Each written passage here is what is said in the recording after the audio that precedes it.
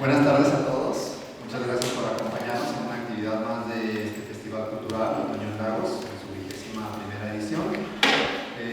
Hoy nos acompaña el maestro Irán Rubalcaba, con el que tendremos una charla para que pido un aplauso, por favor.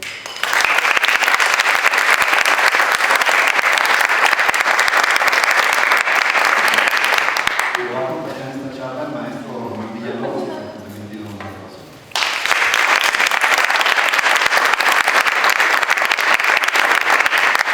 Desde el público contamos con la presencia de directivos del Centro Universitario de los Lagos y especialmente de la doctora Gloria Angélica Hernández Obredo, rectora del Centro Universitario, para quien también pido un aplauso.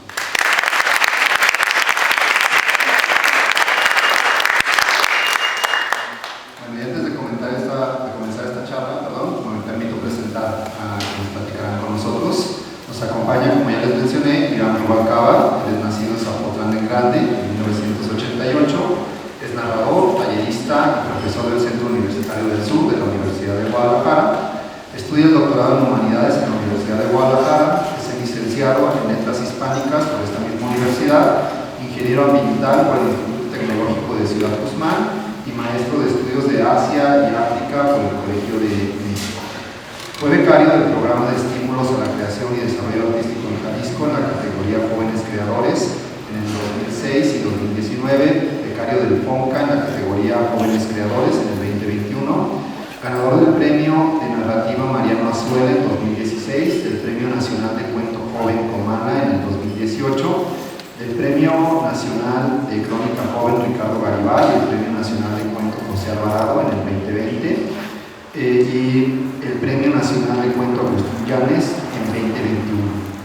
Ha publicado diversos libros de cuentos y crónicas. Entre sus textos más recientes encontramos el libro Los Niños del Agua, publicado en la colección Tierra Adentro del Fondo de Cultura Económica, y su reciente novela Todo Pueblo es Cicatriz, publicada en 2023 por el sello Random House, por la que recientemente fue ganador del premio Primera Novela, patrocinada por Amazon México en su cuarta edición. Novela muy premiado nuestro ponente. Y premiado. Bueno, pues para charlar con él nos acompaña nuestro compañero Román Villalobos. Él es maestro en escritura creativa por la Universidad Internacional de La Rioja, licenciado en Humanidades por la Universidad de Guadalajara, por nuestro centro universitario. Ha publicado 10 libros de poesía en editoriales de México y Argentina. Textos suyos aparecen en diversos medios como la revista Punto de Partida, el periódico de poesía de la UNAM. Forma parte de la Enciclopedia de Escritores en Jalisco, publicada por el Seminario de Cultura Mexicana en 2020, y en el 2023 fue invitado al Encuentro Nacional de Poetas Jóvenes Ciudad de Morelia. En 2017 obtuvo la beca PECTA para jóvenes creadores en la categoría Poesía. Entonces, sin más, pues lo dejo con nuestros escritores. Bueno, pues antes de nada, muchas gracias por estar aquí acompañándonos. Estábamos a la expectativa de que llegara el maestro Irán. Ya lo tenemos aquí. Bueno, está bien. Ok. Bueno, quisiera comenzar la charla por básicamente para conocer a Irán, el escritor, y después para platicar un poquito sobre este libro que tenemos por acá, que es el que acaba de ser recientemente premiado, Todo Pueblo es Cicatriz. Entonces, para comenzar esta charla, quisiera que habláramos un poquito de los orígenes de Irán, ¿no? Allá en el sur de Jalisco. Y tenía un planteamiento para este inicio. Sabes que del sur de Jalisco pues, son dos grandes autores de la literatura nacional y chance también internacional, que son Juan Rulfo, Juan José Arreola. Son como dos instituciones por separado de la literatura mexicana y la literatura latinoamericana, ¿no? ¿Cómo se sitúa un autor del sur de Jalisco, o cómo se sitúa Irán ante estos dos autores, y cómo decide emprender esta carrera literaria teniendo como referencia a estos dos grandes escritores? Muchas gracias, Román. Antes de responder tu pregunta, quiero hacer una aceleración. Yo, dentro de mi carrera, el nombre que para mí es indispensable no es ni Rulfo ni Arreola, ¿no? El nombre para mí indispensable es Hugo Gutiérrez Rivera, a quien ustedes conocen muy bien. El maestro Hugo fue al Centro Universitario del Sur en el 2011, 2010, o quizás un poco antes, e instauró una cátedra de letras y periodismo cultural donde yo participé. En aquel entonces yo era muy joven, tendría quizás 20 años, tenía mucho cabello, todos los años del mundo, dice Pessoa, y Hugo fue una figura absolutamente importante para todos los escritores de mi generación, ¿no? Si ustedes buscan en internet, por ejemplo, Alejandro Bonduben, es otro escritor muy importante de Jalisco, nació en Chapala, vivió en Guzmán como 20 años, nosotros decimos que es aportense adoptivo, fuimos compañeros de generación en la carrera y los dos crecimos a la luz de Gutiérrez Vega. Pues creo que yo puedo hablar y decirte mentiras, no decir, no, pues yo cuando nací mi mamá me llevaba con Arriola para que me diera chichi, pero eso no es la verdad, ¿no? Yo lo que sí te puedo decir de Rulfo y Arriola es que ambos autores son muy importantes en la comunidad. Hay una casa, taller literario, que es la casa Juan José Arriola. Yo crecí muy cerca de la casa de Arriola, fuimos vecinos por 4 o 5 cuadras de distancia y mi primaria estaba a 2 cuadras de su casa. Entonces, cuando yo estaba en la primaria leyendo La Feria, los maestros nos decían, aquí vive ese señor, y a veces baja en su moto. Pues yo lo veía como un loquito del centro, ¿no? Pero bueno, es una figura pública en la memoria del pueblo. Debo decir que nunca lo vi en persona, y soy el único miembro de mi familia que nunca lo vio. Eso me parece muy misterioso e importante también.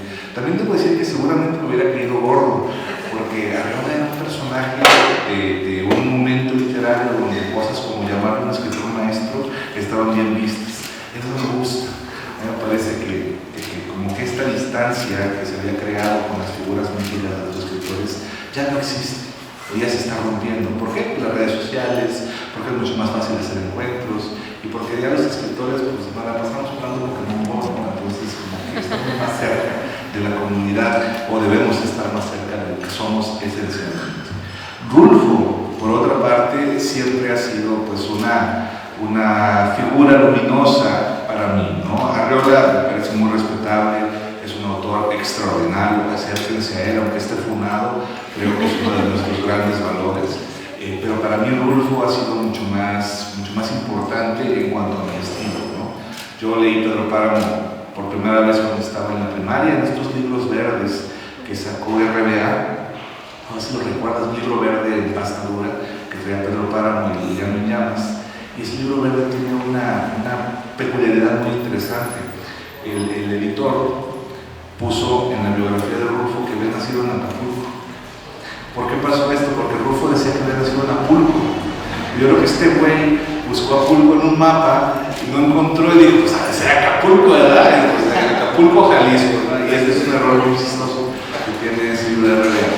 Y desde que lo leí por primera vez, como yo soy persona de rancho, me gustó mucho la forma de construir la literatura a partir de lo que yo conocía, de los pueblos, las casas desvencijadas, la gente tristona, ¿no? del sur, la forma de hablar de los rancheros, que no hablan, por cierto, como hablan Pedro Páramo, ¿no? Imagínense qué bonito hablarían en el sur de Jalisco, pero que sí me habla pues a mí de una identidad cultural importante en las comunidades del sur. Entonces yo diría que en la formación literaria del sur de Jalisco estos son los 3 nombres, ¿no? Está Rulfo, está Arriola y Gutiérrez Vega.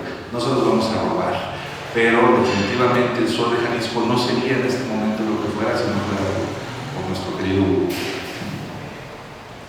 Bueno, y a esos nombres, ya en tu formación, ¿no? Como escritor, como lector, ¿qué otros autores le sumaríamos a tu formación literaria? ¿Cuáles fueron los nombres o las obras que marcaron un antes y un después en tu formación? Bueno, yo no sé si pueda nombrarte tantos escritores mexicanos, pero creo que en la literatura más o menos reciente, para mí, autores como Cristina Rivera Garza, como Eduardo Antonio Parra, pues es mi maestro, nos peinamos igual.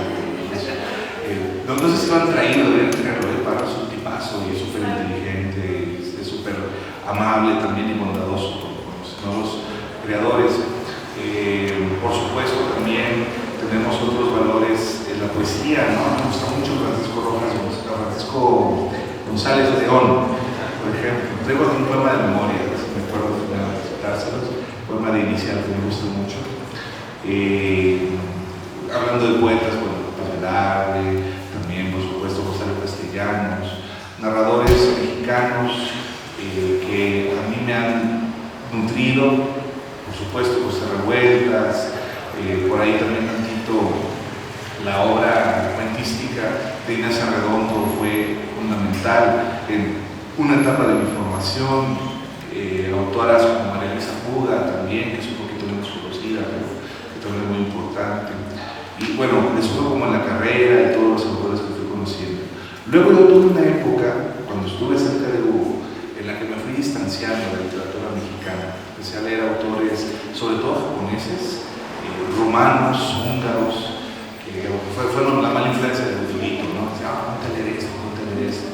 Y pues llegué a autores como Sando Amara, Nicolás Banfi, Lajos Hilari, los japoneses, pues empecé a leer mucho a Oe Saburo, empecé a leer también a Ishimura Michiko. Entonces, bueno, tuve esa formación más o menos, digamos, cosmopolita, ¿no? En el sentido de que empecé a leer literaturas del mundo. Yo diría que más o menos esas son como mis digamos, escuelas narrativas literarias. Hay que añadirle que yo soy un lector de manga desde que tengo 14 años. El manga ha sido fundamental para mí, ¿no? Y lo digo porque, bueno, de repente vas a las escuelas de letras y, ay, ¿por qué estás viendo monas chinas encueradas, no? Pues hay literatura en esas, no en todas, pues, pero en algunas monas chinas hay literatura muy seria, ¿no? Yo, por ejemplo, estoy dando taller de literatura japonesa y los pongo a ver Fruto.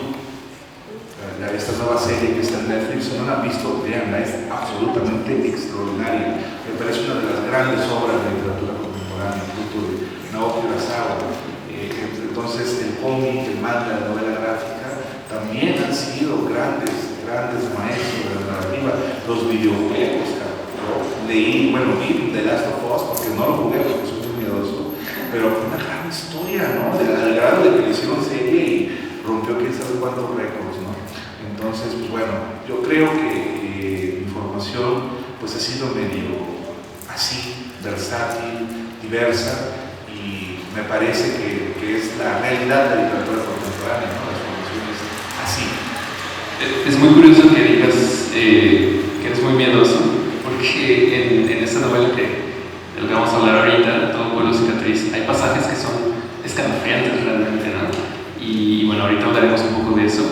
Pero entonces tenemos ya un panorama un poquito amplio de tu formación como escritor. Se puede ver un poquito en esta novela la influencia de la construcción de narrativa como tipo japonesa, ¿no? Como tipo manga. Es un poquito, no es tan lineal, sino que va como que haciendo zigzag, ¿no? Entonces, ahorita vamos para allá. Pero vamos acercando poco a poco. Empiezas a publicar. ¿Cuál es tu primera obra? Yo publiqué una plaqueta cuando tenía 18 años que se llama Nunca y otros cuentos. Afortunadamente es inconseguible. Entonces, yo tengo un ejemplar, luego lo voy a subir un día que esté borracho. Y mi primer libro de cuentos lo publiqué cuando tenía 25 años, eso fue hace como 11. Se llama El Espectador.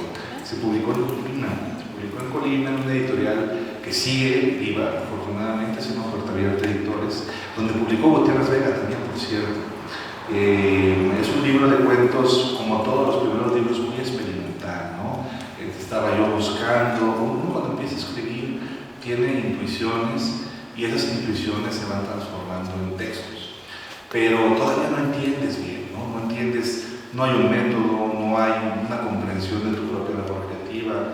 Yo tenía 25 años, tenía mucho entusiasmo por mandar mi obra al público y seguramente pude haber trabajado más el libro, pero también pude haberlo trabajado por años y años y nunca publicarlo, y esa es la realidad por la cual decidí aventarlo, ¿no? Dije, bueno, pues es lo mejor que puedo hacer en esta etapa, ahí va.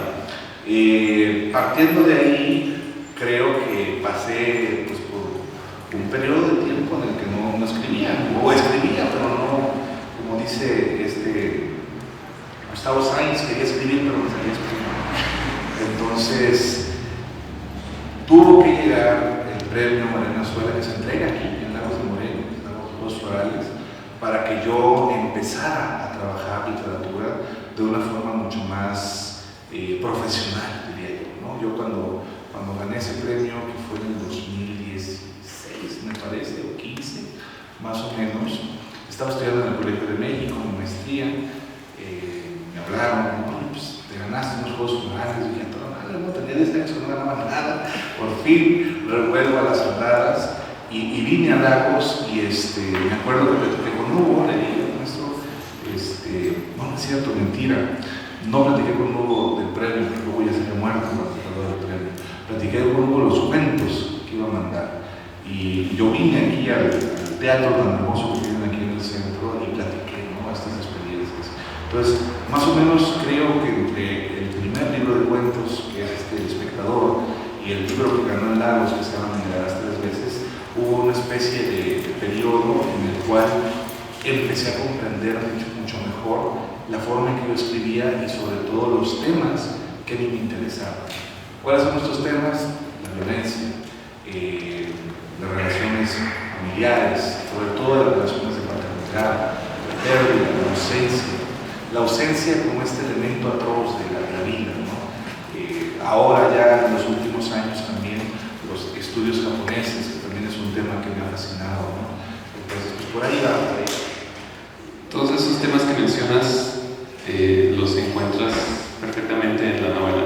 Me parece que es una novela que lo había apuntado por ahí: violencia, las relaciones familiares, la relación de la masculinidad, ¿no?, que es también creo yo que se aborda el tema de la violencia a partir de la masculinidad, ¿no? En todo caso, en la novela hay como un retrato de la violencia y siempre está implicado esta parte de masculinidad negativa o masculinidad tóxica, podríamos llamarla, ¿no? En la cual pues ella es casi siempre o siempre la que tiene este tipo de problemas, ¿no? Entonces es curioso que parece que estamos hablando como de que tus temas empiezan a desarrollarse en esos momentos y encuentran en esta novela una especie de escaparate, ¿no? Es una obra ya más trabajada. No sé si es un proceso de maduración de estos temas o cómo lo percibes tú. Yo siempre he pensado, quizás me equivoco, que los escritores elegimos muy pronto, de manera ideal, 4 o 5 cosas de las que queremos escribir. Y si nos va bien durante toda nuestra vida literaria, vamos a explorar y profundizar en estas 4 o 5 cosas. Y parece que son pocas, pero la verdad es que no te alcanza el tiempo, no te alcanza la vida para aprender todo lo que tienes que aprender sobre la paternidad, ¿no? Vivir la paternidad, o ejercer la paternidad, o relacionarte con tu propio padre. Si tu padre está ausente, ni hablar, ¿no? Porque también hay una relación de paternidad con la paternidad ausente. Entonces no te alcanza el tiempo para vivir todo lo que quieres vivir y decir todo lo que tienes que decir sobre 4 o 5 temas. Yo conozco muchos autores, sobre todo jóvenes, que dicen, no, ahora voy a hacer un libro sobre las relaciones internacionales entre Rusia y Estados Unidos. Y está muy bien, es un tema fascinante y seguro puedes dedicar toda tu vida a explorar nada más ese tema, ¿no? Pero en lo personal, yo pienso, por ejemplo, te hablé de Oeken Saburo, ¿no? Oeken Saburo tiene 2 temas en su literatura: el pueblo natal y su relación con su hijo que tuvo una enfermedad mental. Son los 2 temas que le dio un Nobel, ¿no? O sea, poca cosa no son. Y en su discurso del Nobel, él llega y habla de su hijo. En el discurso del Nobel, así lo importante es la obsesión. Entonces, yo honestamente pensé desde muy pronto, no solo cuáles temas me gustaban, sino cuáles temas me movían emocional y espiritualmente, al grado de que yo me podía pasar tardes y noches enteras reflexionando. Porque finalmente la literatura es un proceso de interiorización de la realidad y tiene que estar conectada con tus intereses reales, ¿no? O sea, yo nunca voy a escribir un libro sobre un tema que medio me interese. Para que yo me meta a escribir un libro tengo que sentir el tema en la sangre y decir, ay, esto me duele, esto me hiere, pensar en esto me lastima, o me emociona, o me hace sentir algo. si yo como autor no siento nada por un tema, ¿cómo le puedo pedir a mis lectores que lo sientan? Y yo creo que al final de cuentas eso se nota en lo que uno escribe. La gente dice, mira, este güey sí se preocupó, ¿no?, por lo que está escribiendo. Y en ese contexto, partiendo de lo que acabas de decir, ¿en qué momento empieza a surgir la semilla o el germen de Todo Pueblo es Cicatriz, esta novela que acaba de ser premiada? Yo creo que la novela tiene ya muchos años cocinándose, ¿no? El proceso de escritura de un libro es maravilloso porque algunos libros salen muy rápido, ¿no? Es como te sientas y dices, ay, voy a hacer cuentos sobre esto. 6, 7 meses después ya terminaste. Y hay libros que son de, ay, voy a quisiera escribir sobre esto, pero todavía no puedo, ¿no? Tengo que dejar. La primera vez que quise escribir sobre esta novela, o que quise hacer esta historia, yo tenía 17 años, estaba en la sala del hospital y mi tío estaba en la sala de operaciones porque me habían disparado en la cabeza. Y dije, no mames, tengo que escribir sobre esto. Y lo intenté, no pude. ¿Ok? Lo voy a dejar pasar hasta que tenga la oportunidad de pensar en este tema mejor de lo que estoy haciendo en este momento. Pasaron 5 o 6 años, volví a intentarlo, no lo logré. Dije, bueno, todavía no es el momento. Entonces, para el primer momento en que pensé la novela y el momento en el que la escribí, pasaron aproximadamente 14, 15 años. Esto me parece algo medio normal, ¿no?, en el proceso creativo, porque finalmente cuando uno se mete a un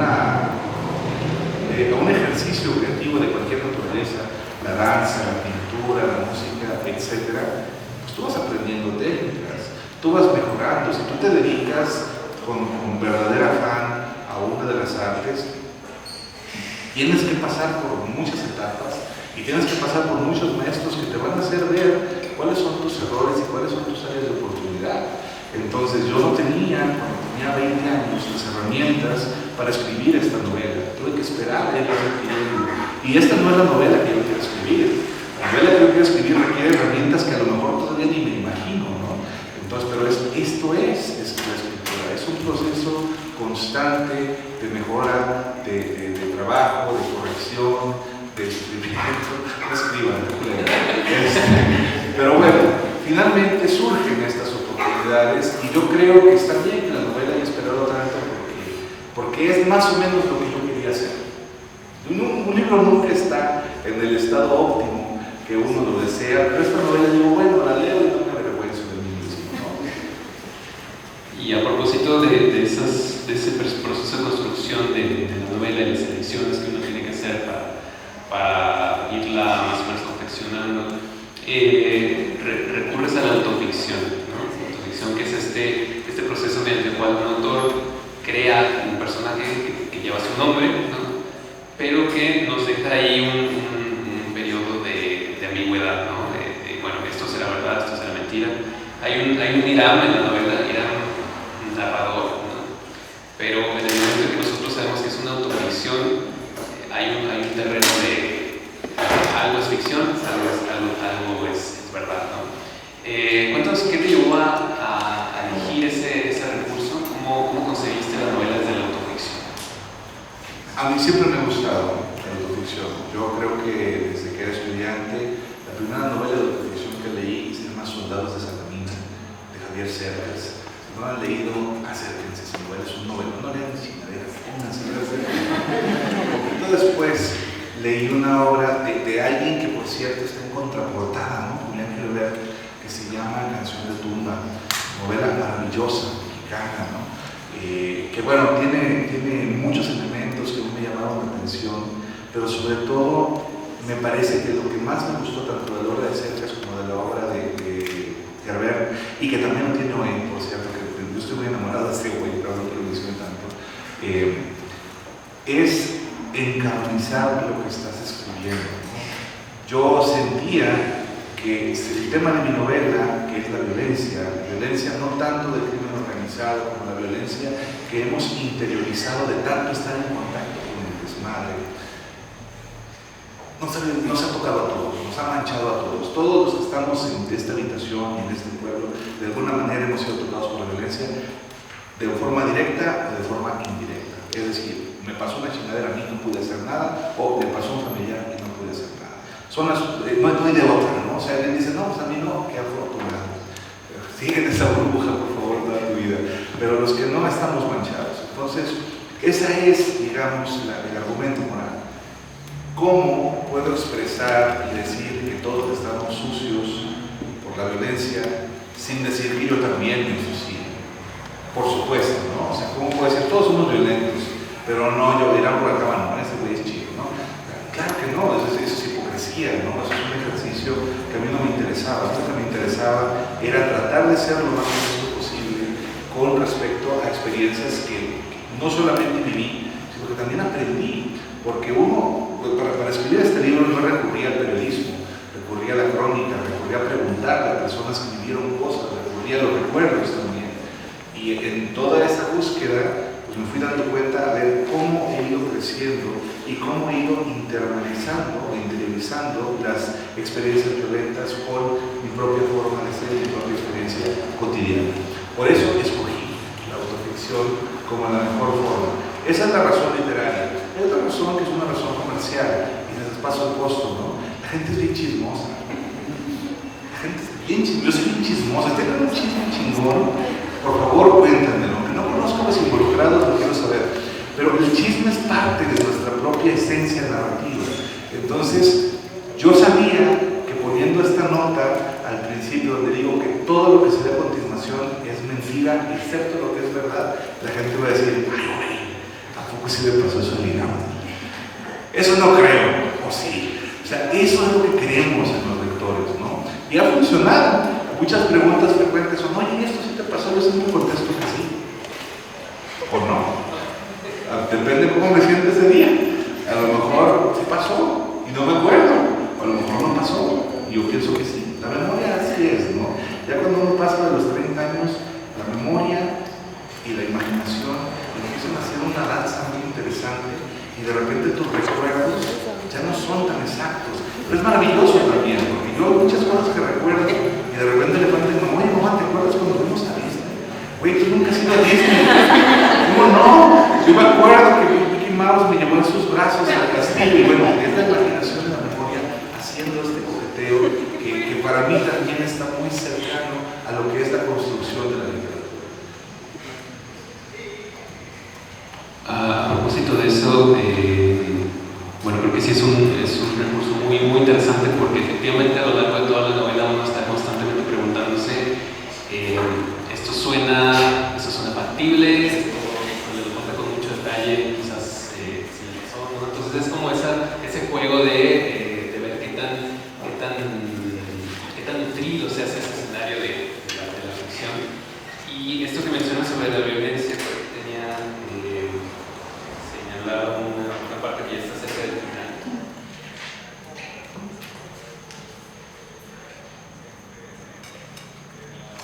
Dice: Naim descansaba en mis brazos cuando las detonaciones nos sobrecogieron. Aquellas explosiones rasgaron mis recuerdos y me transportaron en el tiempo hasta aquella noche helada en la que me sorprendió la muerte de Sagrario.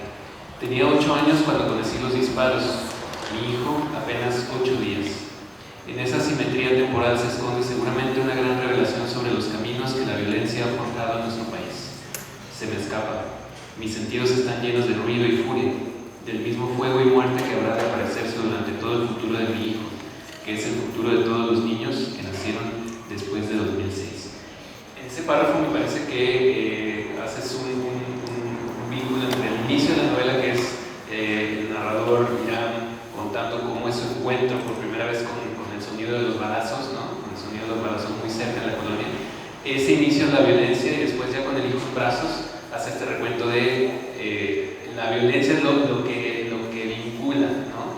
Mi vida, mi iniciación con la violencia, con la vida de mi hijo y con el futuro que nos espera. Y luego el narrador hace un ejercicio de imaginación y dice: creo que todos los muertos por violencia están en algún otro país lejano, ¿no? Igual a este, pero en el que nunca hubo esa violencia, ¿no? Como que se imagina un universo paralelo prácticamente en el cual están lejos de todo esto que se los llevó de este mundo, ¿no?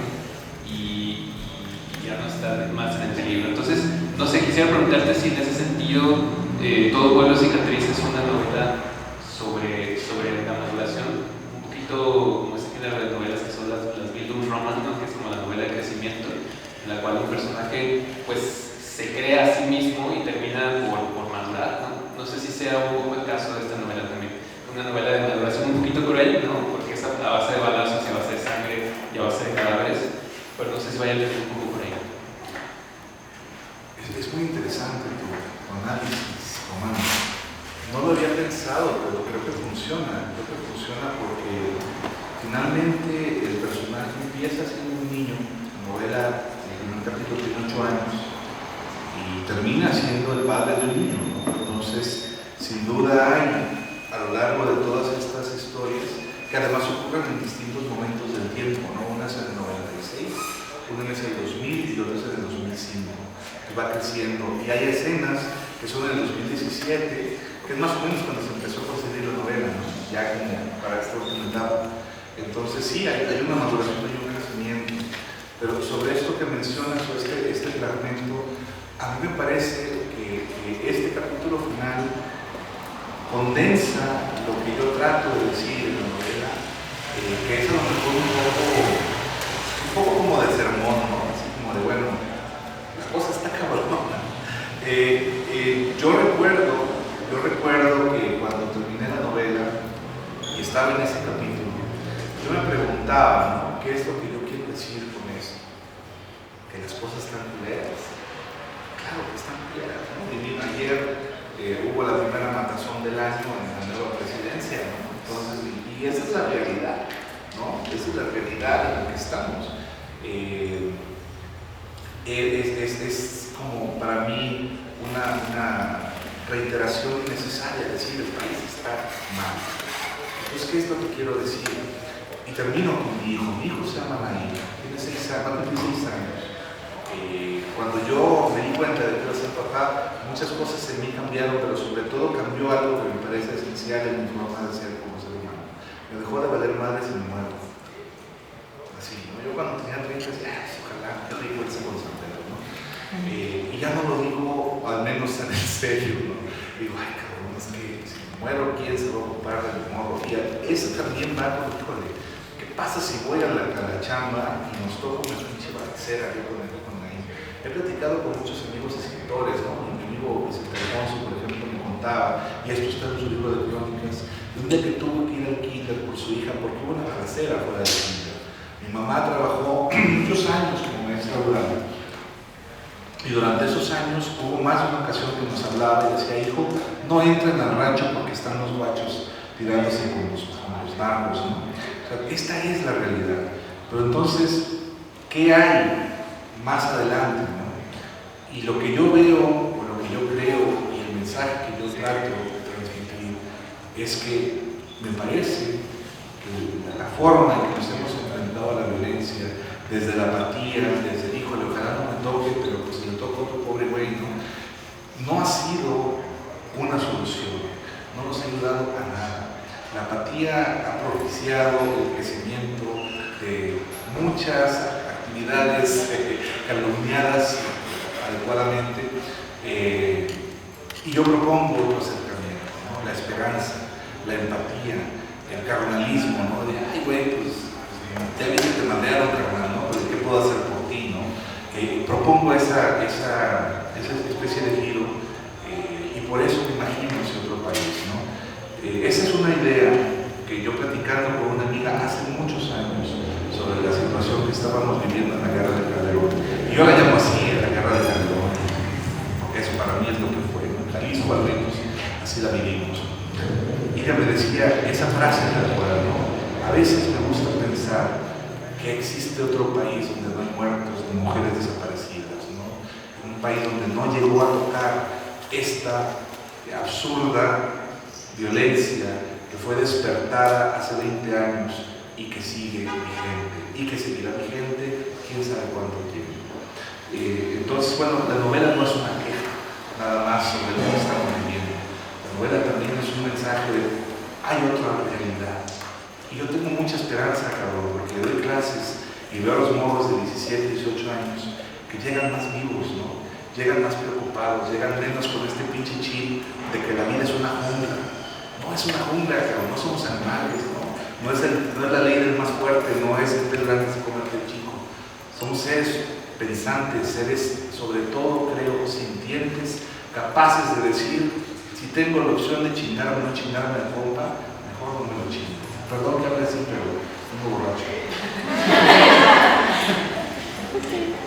A propósito de eso, creo que son dos los elementos que más me llamaron la atención de esta novela, que es eso que acabas de mencionar, el hecho de que a pesar de que hable de algo en lo que hemos estado empapados durante prácticamente 20 años, aún así logra conmover, logra provocar sorpresa, logra provocar toda una gama de emociones que van desde hay escenas bastante crudas, bastante crueles, ¿no?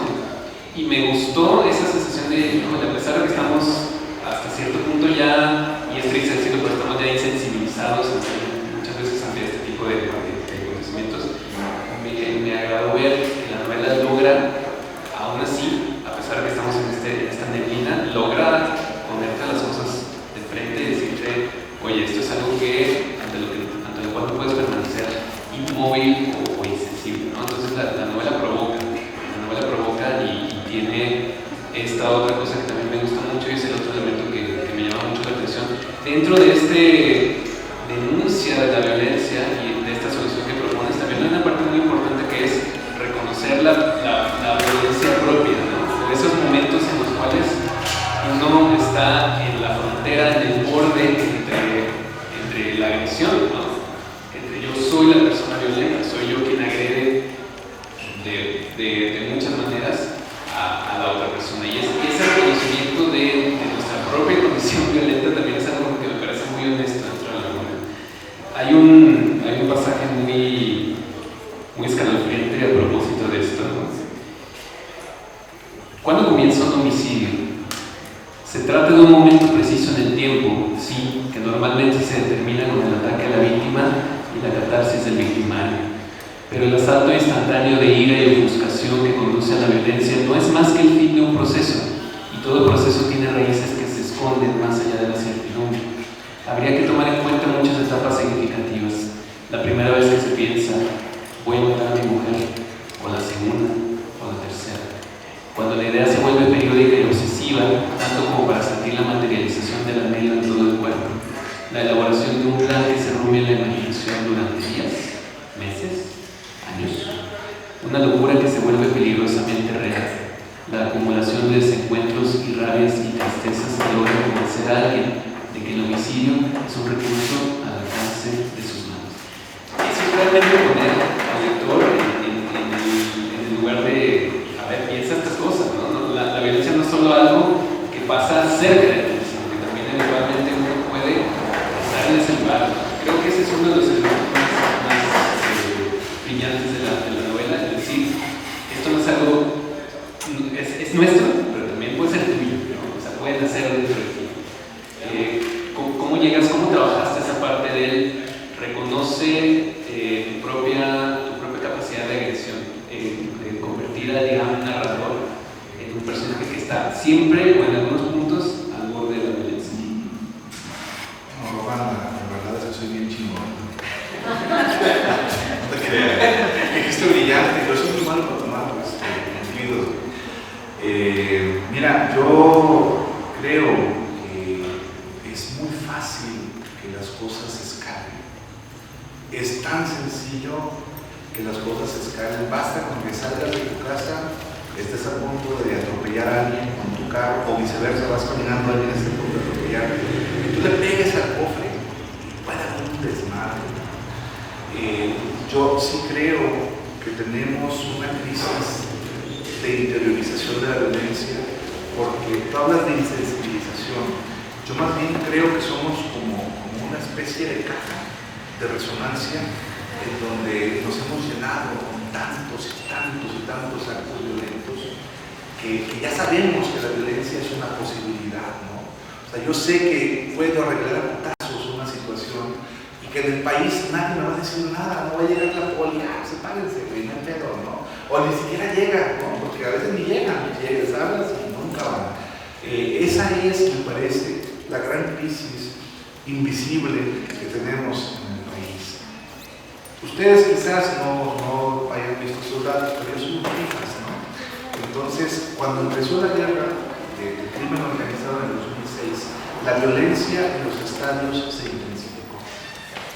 Así que empezó a haber más violencia en los estadios. El culmen de la violencia para mí fue el año pasado, cuando en el Querétaro agarraron a los del Atlas, yo soy atlista, y nos metieron una chinga, ¿no? ¿Qué hicieron los medios? Pleito de porras. La fácil, güey, ¿no? Somos pinches porristas, ¿no? Y eso me parece que es un grave problema que tiene nuestra sociedad. Decir, es que son nosotros. Eso es la estructura más simple que tiene el poder para minimizar las cosas. Mató a su mujer, es un monstruo.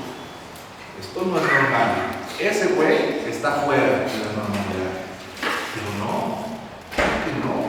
El vato que mató a la maestra y la sepultó a medias en la sala de su casa fue un maestro de natación. El cabrón me caía bien. Yo lo recuerdo, era un tipo normal. Y ese es el problema. El problema es que las personas capaces de cometer los actos más viles y atroces, terribles, son gente de a pie, como todos nosotros. Entonces, ¿qué es esto que lleva a unos a decir, ¿sabes qué? Sí, güey, voy a hacer esta chingadera, y lleva a otros a decir, ¿cómo puedo yo hacer esto? No tengo una respuesta, yo solo tengo preguntas, y estas preguntas son las que transmito, y son las que trato de que las personas que lean reflexionen. Y a mí me gusta ver a gente joven en este foro, porque en realidad los viejos ya no entendemos, o no entendemos tan fácil, pero son preguntas que yo me he ido haciendo toda mi vida y que me han ayudado a desescalar las cosas. De verdad, o sea, hay veces que yo he estado a punto de tener una circunstancia de violencia muy seria y digo, ¿para qué me meto en este pedo? ¿No? Mira, cuando compré mi coche hace 2 años, a la semana que lo compré iba yo por la carretera. Yo viajo mucho en carretera, ¿no? Es una de mis grandes desventuras y virtudes, porque paso mucho tiempo manejando. Y un día se me metió una moto, pero no conforme con meterse, el güey me empezó a hacer de pedo, se puso frente a mí y se frenó. Y bájate, güey, en la carretera, ¿no? Como a las 6 de la tarde. Entonces yo pensé en mi padre, en mi hermano, les hablé, ¿sabes qué? Así ya sabes, mi hermano me dijo, échale el carro, güey, sácalo, güey, sácalo, no te vayas a meter en pedo, porque era una con chofer, ¿no? Y yo dije, pues sí, estoy solo, nadie me va a ver. Pues lo saco, ¿no? Mi chivato, ¿no? Pero dije, ¿por qué lo voy a sacar? Y ni lo conozco, ¿no? Pues pasó un ratito, se cansó de que no bajé y se fue. Y dije, qué fácil se resolvió. Solo un problema, ¿no? Pero estuve a un instante de echarle el carro, cabrón, ¿no? Y yo soy una persona normal, ¿no? ¿Cuántas veces hemos ido en carro y un güey se mete y ojalá te mueran todos tus padres, tus perros, tus gatos, las ratas debajo de tu casa? Es normal. Lo que no me parece normal es pasar del pensamiento a la acción. Y créanme que está muy cerca allí, es muy cercano, es muy fácil franquearlo. Entonces, lo que yo trato de hacer con estos personajes es poner el dedo en esa llaga, ¿no? Todos somos violentos, no es nuestra culpa. Todos somos violentos porque no hemos vivido o no hemos visto otra cosa. Yo veo muchos aquí que nacieron después del 2000. No es su culpa que nada más les haya tocado chinga. Este fue el país que les están dejando, pero como les dije, hay otra posibilidad, hay otra forma de hacer las cosas. Creo en esto y trabajo en esto, por eso confío en la educación, por eso vengo manejando 400 kilómetros desde el sur de Jalisco para una presentación de libro. Yo creo firmemente en el poder transformador de la literatura y creo que en ella se encuentra algo que probablemente favorezca el desarrollo de un país mejor, como dice el libro, un país real más allá de la sangre y las cenizas. Con esto que dices, hay 2 escenas en las que, bueno, realmente el gran narrador, hay 3 escenas en las cuales está muy cerca de la violencia, y una de ellas sí la termina creciendo, que es la primera, es como su iniciación con su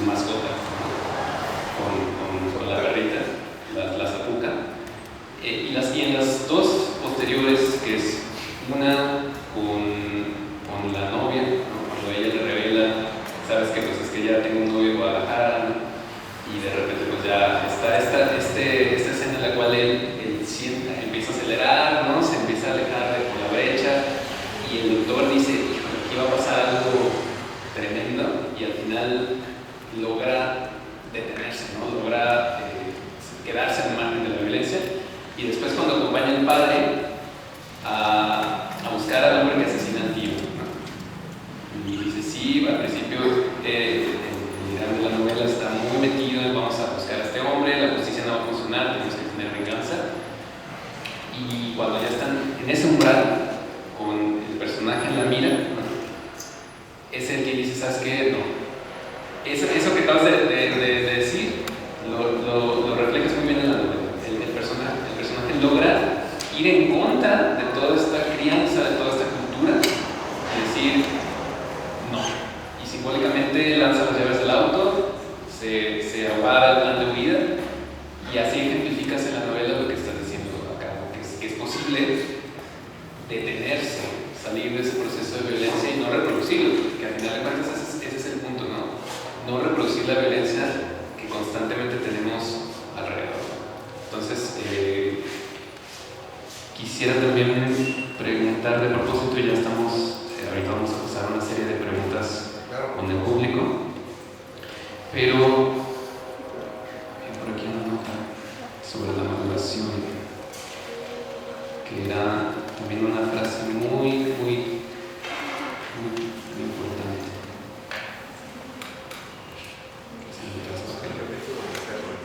Creo que sí. Aquí está. Madurar no es más que ser conscientes de nuestras cicatrices. El tiempo es la cicatriz más grande. Me he preguntado muchas veces si puedo hacer algo más, rogarle a mi padre, prometer nuevas cosas y adquirir nuevos compromisos, con tal de que me permitiera conservar a mi perra. Pero el silencio es la única respuesta del pasado. El silencio y una granizada de piedras que me clavaron en mi lugar, incapaz siquiera de gritarles a aquellos niños, mis amigos, que se detuvieran.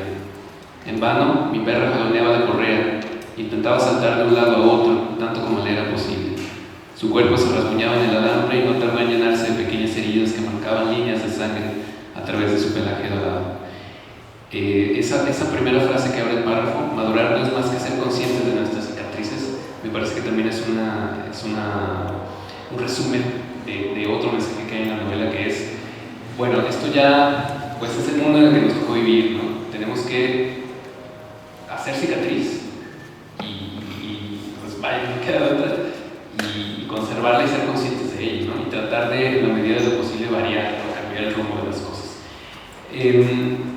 Después de todo este proceso de escritura y lo que estás viviendo ahora con la novela, ¿con qué te quedas de tu propio trabajo de esta novela? ¿Qué es lo que te ha enseñado tu libro después de todo este proceso? Pues creo que lo que ya he dicho más o menos refleja lo que yo pienso después de haber escrito la novela, de que creo que hay otra posibilidad, ¿no? De vivir sin reproducir estas conductas que finalmente no han mejorado nada. Creo que la interiorización de la violencia es un proceso tan complejo, tan constante, tan frecuente, que es muy difícil revertirlo. También creo que no hemos pasado de la peor etapa, ¿no? O sea, probablemente estamos todavía dentro de la peor etapa de violencia que ha vivido nuestro país. Y si ustedes escuchan estos mensajes de nuestros amigos de Sinaloa, de nuestros amigos del sur de Jalisco también, ¿no? O de Lagos, o de toda esta zona, ¿no?, tan caliente que tenemos, pues hay mucho trabajo por hacer. Pero creo que, como dice también la novela en algún momento, la verdadera solución para la violencia es el perdón. No tanto como decía Anglo, ¿no?, de ir a las cárceles y hermano, te perdono, ¿no?, pero sí perdonar un poco lo que yo fui ante la violencia y no haber podido actuar, ¿no?, porque no estamos capacitados para actuar frente a la violencia. Un güey llega en la calle, te da un codazo, de la nada, tú no sabes qué hacer. O sea, creo que la respuesta inmediata no es ponerte los guantes, es decir, ¿qué está pasando? ¿No? ¿Por qué alguien transgrede mi propio espacio personal de esa forma? Hay muchas mujeres en esta sala, la violencia que han sufrido sexual a lo largo de todo su desarrollo, también tendrían que perdonarse, ¿no? No tenían por qué saber qué hacer en esas situaciones. Y partiendo de ahí, hay que trabajar, ¿no? ¿Qué hago para ya no vivir estas cosas? ¿Qué hago para que mis compas, mis hermanos, mis tíos, mis hijos, mis primos, mis sobrinos no vivan estas cosas? Creo que por ahí va, ¿no? Aceptar nuestra propia culpa y dejar ir nuestra propia culpa y pasar al siguiente paso, que es, bueno, ¿cuál es mi responsabilidad, ¿no? Ante el mundo que me toca? Yo, la neta, dejé de ser periodista porque tenía miedo, ¿no? El periodismo en México es una chamba muy peligrosa. Por eso cada que alguien me dice, yo voy a estudiar periodismo, yo voy a hacer esto, todo mi respeto de admiración, ¿no? Este país necesita mucho compromiso con la verdad. Igual escribir estas cosas trae pedos, ¿sí? O sea, también no creo que viene de gratis. Yo llego algunas veces a conferencias y digo cosas que pienso sobre la agroindustria, digo cosas que pienso sobre la política, digo cosas que pienso sobre la situación de las cosas y luego salgo y digo, ay, güey, a veces no voy a llegar a mi amigo fulano, amigo sultano, a aquel enemigo, ¿no? Pero hablar, distinguir, definir, identificar, denunciar, son cosas bien importantes dentro de la realidad que nos tocó. Entonces creo que quizás, reducido a una sola palabra, la denuncia. La denuncia es el valor que yo aprendí de esta novela, no mirar hacia otro lado. Si nosotros volteamos hacia otro lado y nos hacemos huellas de que esto no está pasando, no va a dejar de pasar. Justo encontré aquí las palabras de Gladys, que es un personaje hermano de una mujer asesinada, y tienen esta conversación donde Irán dice: entonces todo se reduce a perdonar y olvidar, así de fácil, dije, y en mi tono había un reclamo que no había dirigido a aquella mujer. Ella me dio la cabeza. No, cerró el álbum y lo colocó con mucho cuidado en la mesa frente a nosotros. No, perdonar y recordar, perdonar y vivir la vida que nos dejaron. Perdonar y buscar justicia, pero la justicia nada tiene que ver con el odio o con la venganza. No, señor. La justicia es lo que viene después del perdón. Eso es justamente un poco lo que estaba mencionando, ¿no? La justicia es lo que viene después del perdón. Entonces, esta novela que tenemos hoy aquí es todo un recorrido por esta temática. Hay partes que son verdaderamente una pieza muy delicada de construcción, de hilado de historias, de movimientos en el tiempo, ¿no? Todo con un detalle muy bien cuidado y pues ya lo comentamos, es una novela sobre la maduración, pero la maduración a veces a fuerzas con la mano de la violencia, ¿no?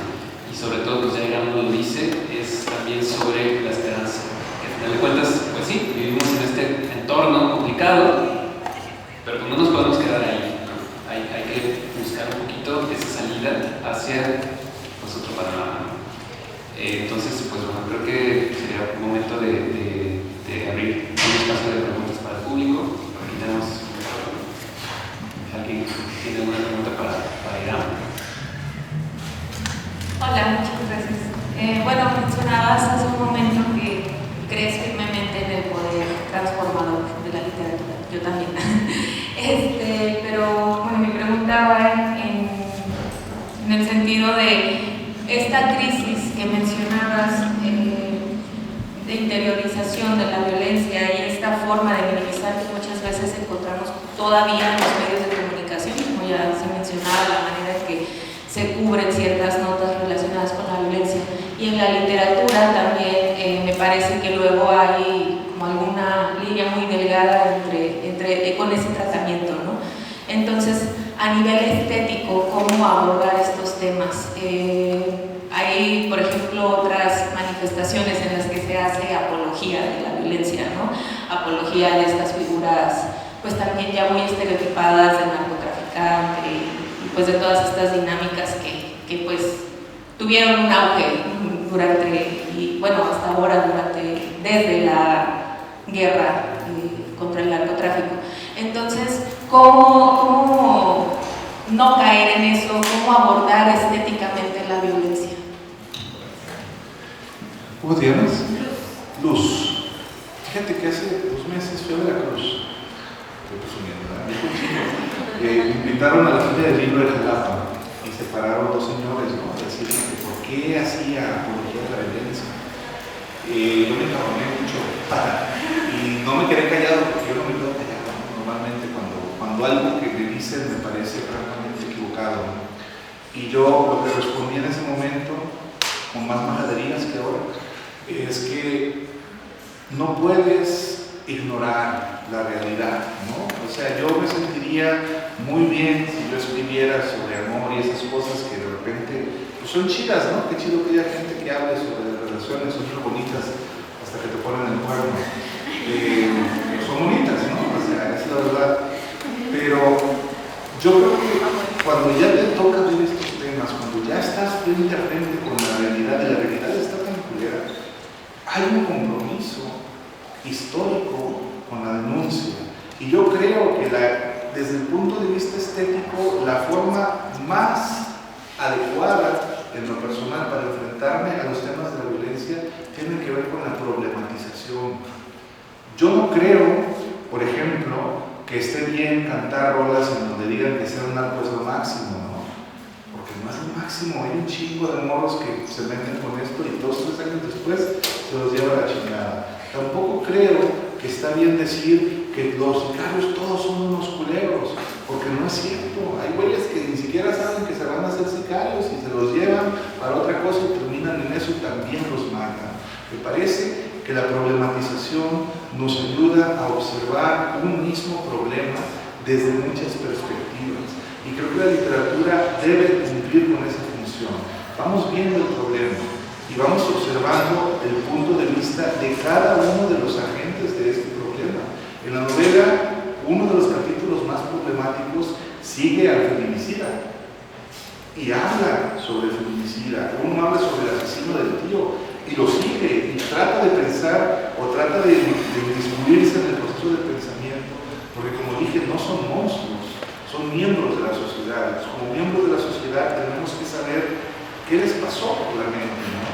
O imaginar, ¿qué te lleva a llevar un cabrón a una recha diciendo que le vas a poner un carro y meterle unos balazos? ¿Qué proceso tiene que pasar por tu mente? El güey que le disparó a mi tío se lo llevó por la misma carretera, por la que yo recorrí todos los días en camino a mi secundaria, porque yo estudié una secundaria rural, una telesecundaria, aquí de Ventanilla, ¿no? Cerca. Yo soy el alumno egresado de telesecundaria en Chamba. Y todos los días durante mi segundo y tercer año de secundaria yo recorrí ese camino. Y mi tío nos dijo, el güey se paró en la Virgen de tal curva, se hincó y se empezó a dar golpes en el pecho. Y me acuerdo que el papá de broma decía, está de haber dicho perdón a la virgencita porque voy a matar a este cabrón, ¿no? Y esa escena nunca se me ha olvidado, aunque no la vi. Y cada que pasaba me imaginaba este hijo de la chingada hincado pidiendo perdón o dando gracias, quizás, no gracias por mandarme otro pendejo, no lo sé, pero me parece que ahí está el germen de la literatura, en esa complejidad que tienen los seres humanos para hacer el bien y para hacer el mal. Si nada más nos dedicamos a hacer juicios de valor simples y decir, es que eso Pluma canta puras mamadas porque exalta los valores del narco, o decir, no, es que Peso Pluma está bien chingón porque yo también quiero un chingo de feria, barro y caminatones. Los dos caminos son errados. El problema es más complejo y tenemos que aprender a observarlo en su complejidad. Y ahí es cuando uno se ensucia, pues.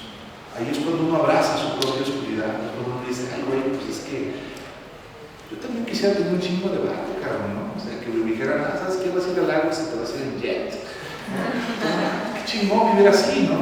Pero la problematización a mí me ayuda a entender que hay otras cosas de valor, que hay otras formas de enfrentar los problemas. Y yo creo, ¿tú estudias qué estudiamos?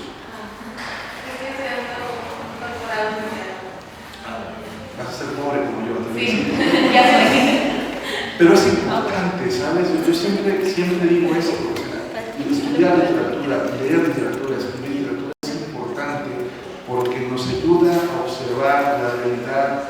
desde un punto de vista complejo.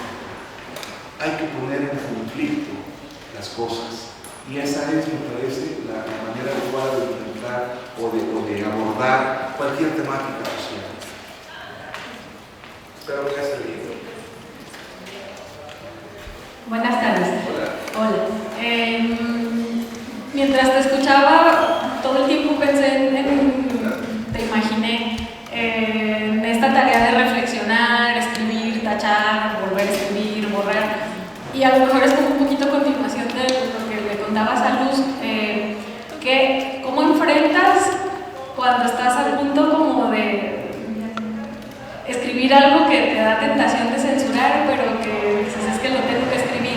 Y como que empieza uno a quererle dar vueltas o a sacarle la vuelta completamente. Pero ¿qué es lo que mientras estás en ese proceso de reflexión y de escritura y de terminar de plasmar esa idea, cómo te enfrentas a la tentación de mejor escribir otra cosa? ¿Qué haces? Pues cuando te da miedo escribir algo que tú dices, ching, ya voy aquí a explorar algo que no quisiera explorar, que me da miedo explorar. Yo soy bien machín, no tengo nada. No es cierto, dijiste que eres miedoso. ¿Tu nombre? Marina. Marina. Mira, te voy a ser honesto, ¿no? Hay momentos que yo describo en la novela, sobre todo donde involucro a personajes reales, ¿no? Mi familia, por ejemplo, que sí me hicieron como pensar, ay, güey, ¿no? O sea, ¿qué va a decir mi mamá? Y mi mamá un día me reclamó y dijo, ay, hijo, me pusiste bien matona. Le dije, conócete. O mi papá tampoco sale muy bien parado, mi hermano, ¿no? Yo mismo. Yo voy a decir esto con mucha humildad, ¿no? Yo creí, o durante el momento de la escritura, yo pensé mucho más en el valor estético de la obra que en mi propia biografía, ¿sabes? O sea, yo siento que la censura o la autocensura, cualquier forma de censura, es problemática, porque si tú no eres capaz de expresarte en tu literatura como tú quieres, entonces ¿dónde chingados te vas a expresar como tú quieres y eres en realidad? Yo veo a muchos escritores jóvenes preocupados por las funas. Que los funen, cabrones. Que los funen. Vivan la experiencia de la oscuridad. Déjense funar. O sea, ya que todos estemos funados, ya no va a importar la funa y vamos a poder escribir otra vez con libertad, ¿no? Yo creo que si te funan por algo que está bien escrito, es mejor a que te funen por algo en lo que te censuraste. Por ejemplo, estoy funado ya en el romance. Pero es importante olvidarse de esas restricciones, porque finalmente yo no me imagino a Dostoyevsky diciendo, no puedo escribir que matar está chido, ¿no? Mejor borro crimen y castigo, ¿no? No, o sea, Dostoyevsky, por ejemplo, que es un autor que empecé a leer recientemente, fíjense, recientemente salió el año pasado, ¿no? Empecé a leer Dostoyevsky y dije, ay, güey, ojalá lo hubiera leído en la prepa. Estos cabrones no se preocupaban por la censura, porque no se censuraban porque el Estado los censuraba, ¿sabes? O sea, hay escritores durante todos estos regímenes, tanto de la URSS como del capitalismo, ¿no? Que les borraban las novelas y de memoria las tenían que volver a escribir. O sea, esa es la realidad histórica de la literatura. Entonces a mí me parece ilógico y muy francamente ridículo que nosotros nos estemos censurando. Yo creo que tu compromiso como escritor es escribir con honestidad. Y si lo que vas a escribir no está padre, pues escríbelo. Hay muchas personas que me dicen en mi novela, no la puedo terminar, tenía mucho asco. Y digo, pues bueno, que eso habla muy bien de ti, ¿no? Que te das por leer las chingaderas que están pasando. Quiere decir que tu reloj moral está bien, tu brújula moral está bien colocada. Y la literatura no es nada más para el goce. La literatura es para provocar emociones. Y esas emociones no siempre van a ser las que uno quiere. Entonces, no a la censura. Esa es mi expresión. No es fácil, ¿no? Hay gente que me dejó de hablar por haber publicado esta novela.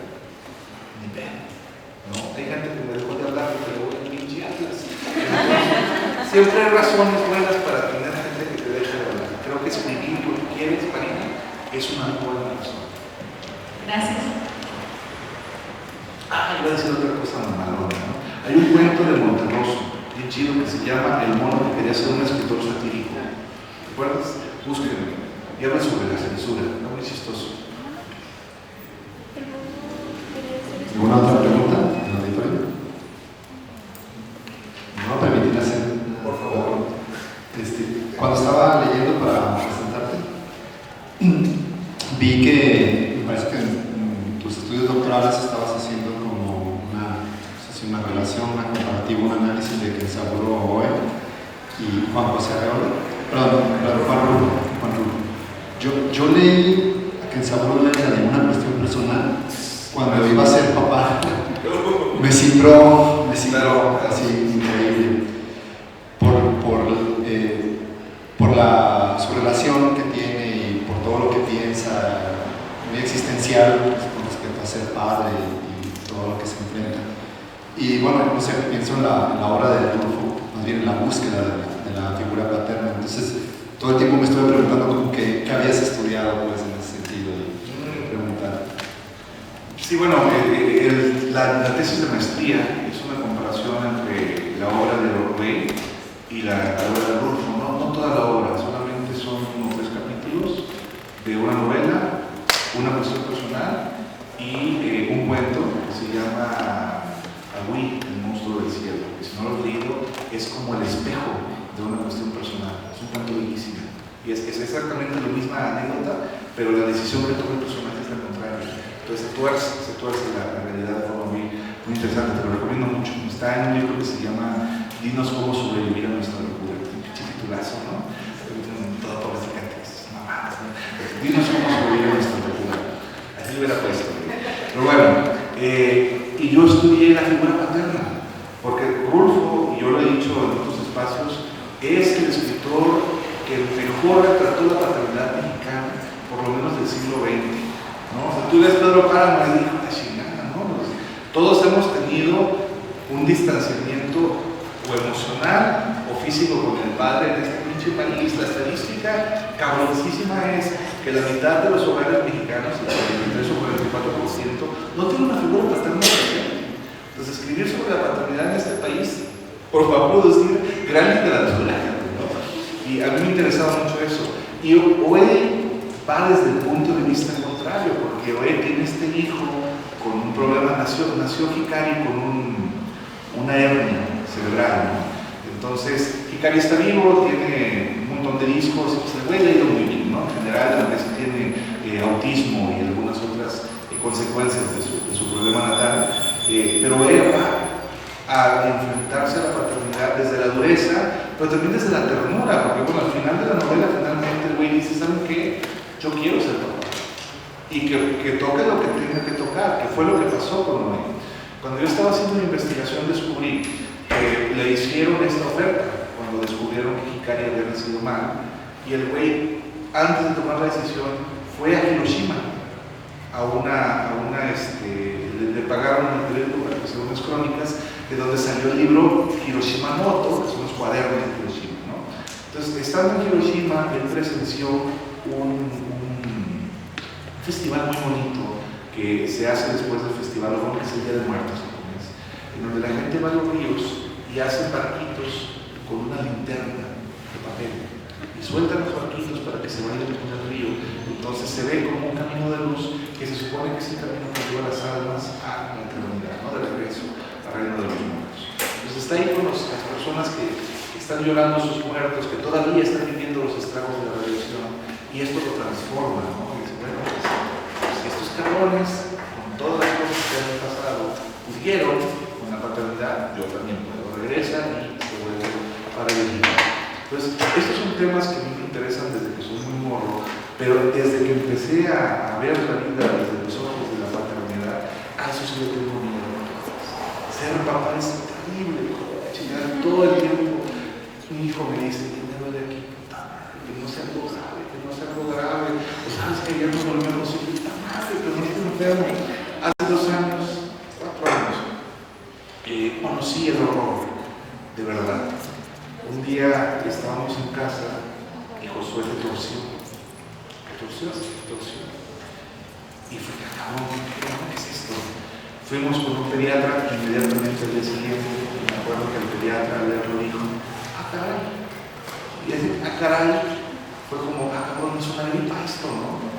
Mi hijo tuvo una enfermedad neurológica, que se llama encefalomielitis aguda dispersa. Es una enfermedad ya cuando una enfermedad tiene más de 5 sílabas, ya está cabrona, ¿no? Pero afortunadamente de todo lo que le pudo haber pasado fue lo mejor, como una especie de gripa cerebral. Su cerebro se empieza a comer un virus, no termina, o termina y no se da cuenta y se sigue comiendo a sí mismo. Entonces empieza a afectar la mielina. Y eso pues genera problemas, ¿no? Como que los niños no puedan caminar o no puedan hablar, cosas de choco. Pero lo que nos dijeron que era eso, pasamos por todo un abanico de chingaderas. Como nos dijeron, esto es cáncer. Y fíjate, ven las lesiones de la resonancia, es un cáncer con metástasis, aquí tiene una, aquí tiene uno.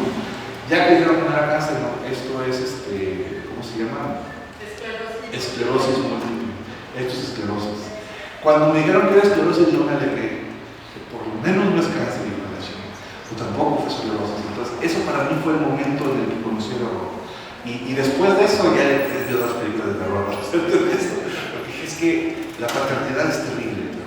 Y para mí, creo que uno de los temas esenciales de la literatura es la paternidad, porque la gran tragedia de los que somos padres de manera voluntaria es que venimos a amar a algo que se puede morir en cualquier momento. Y eso es terrible, pero al mismo tiempo es hermoso, ¿no? En Japón hay un concepto que a mí me gusta mucho, que es el mono no aguare, que se refiere a la belleza, la triste belleza que nos provoca la caducidad de las cosas. Fíjate qué chingón está el concepto, ¿no? Lo hermoso es hermoso porque no es eterno. Y es algo que nos cuesta mucho entender. A mí me costó muchos años llegar a esa conclusión. Y los japoneses tienen ese concepto desde hace más de 1000 años. Entonces creo que al menos mi acercamiento al literario va desde ese punto de vista. Y di un chingo de vueltas, pero espero haber respondido. Muchas gracias, Silvia.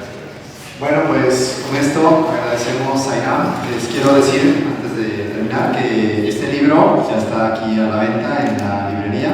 Me dijeron, ¿cierto?, que podrías firmar los ejemplares. Y te vamos a firmar. Muy bien, barata, entonces.